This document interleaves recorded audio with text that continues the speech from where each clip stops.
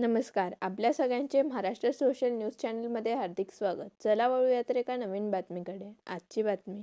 राजमाता रमाई जयंती निमित्ताने शहरातील स्टेडियम चौकात माता रमाईचे पूजन करून अभिवादन करण्यात आले. यावेळेस नगरसेविका वंदना भामरे, नगरसेवक रंगनाथ ठाकरे, विजय पाटील, नगरसेविका योगिता कुटे, संजय भामरे यांच्यासह समाजबांधव भगिनी उपस्थित होते. सन 2026 आणि सालाबादाप्रमाणे आमची राजमाता रमाई महिला मंच ही संपूर्ण महाराष्ट्रामध्ये ठिकठिकाणी आपली विंग तयार करत आहे.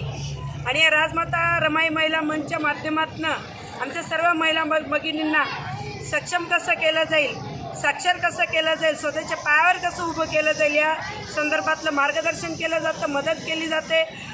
याच्यावर आमचं राजमाता रमाई महिला मंच जे संघटन आहे ते महिलांसाठी काम करत असतं. आणि त्याच माध्यमातून आपल्या डॉक्टर बाबासाहेब आंबेडकरांना संपूर्ण आयुष्यभर ज्यांनी जीवनाचा त्याग केला, संसाराचा त्याग केला आणि संपूर्ण समाजकार्यासाठी या अखंड देशातील बहुजन वर्गासाठी ज्या बाबासाहेबांनी कार्य केलं त्याच्यात शेणाचा वाटा असणाऱ्या आमच्या माता रमाईंची आज जयंती आहे.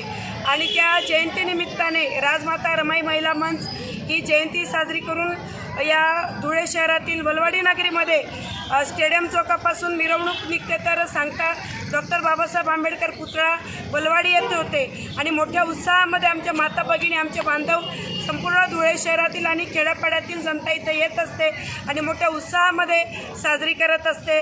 त्याच अनुषंगाने माता रमाईंना, डॉक्टर बाबासाहेब आंबेडकरांना अभिवादन करण्यासाठी आज हा कार्यक्रम स्टेडियम चौकामध्ये आयोजित केलेला होता. आणि त्या अनुषंगाने आमच्या सर्व माता भगिनी, आमचे सगळे बांधव, नवनिर्वाचित माझे मोठे बंधू रंगनाथदादा ठाकरे, लहान बंधू विजयभाऊ चौधरी, माझ्या सहकारी भगिनी कुटेताई आणि सर्वच आमच्या तोलामोलाच्या आमच्या रमाईच्या पदाधिकारी आणि भारतीय जनता पार्टीचे आमचे पदाधिकारी, आमचे सगळे बांधव इथं उपस्थित होते. सगळ्यांचा मी आभार मानते. आणि संध्याकाळी सगळ्यांनी स्टेडियम चौकामध्ये 6:30 ते 7 वाजता लवकर जमायचं आहे आणि आपण मिरवणुकीला सुरुवात करणार आहोत. धन्यवाद. बातमी आवडल्यास चॅनलला लाईक व सबस्क्राईब करा व दररोज अशा नवनवीन बातम्या पाहण्यासाठी चॅनलला फॉलो करा. धन्यवाद.